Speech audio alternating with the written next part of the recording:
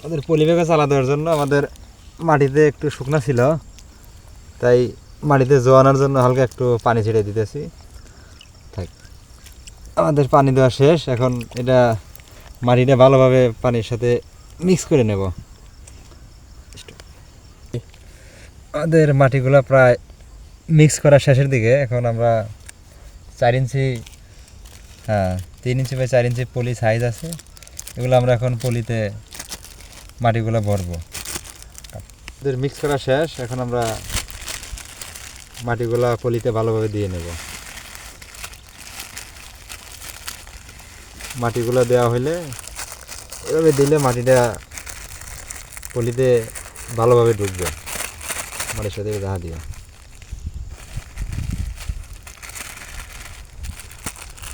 আমরা পলি থেকে 1/2 ইঞ্চি খালি রাখলে সুবিধা হয়।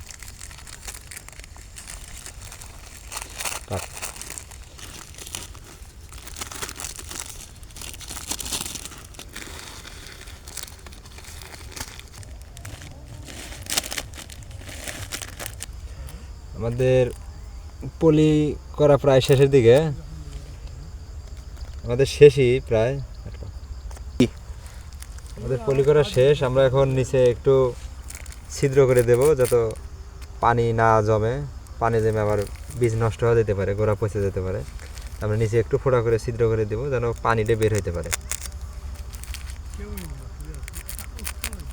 হ্যাঁ, শেষ।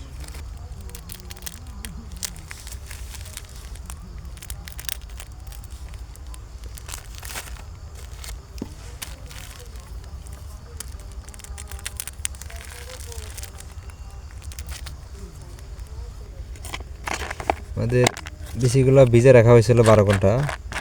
এখন 12 ঘন্টা ভিজানোর পরে এরকম জার্মিনেশন হয় নাই, তারপরেও আমরা বুনে দেবো, দেখি কি হয়। প্রত্যেকটা পলিতে দেওয়ার কথা ডাবল পিস। আমরা অনেকটি মাইট যাওয়ার কারণে আমরা একটি করেই দিতেছি, দেখি কি হয়।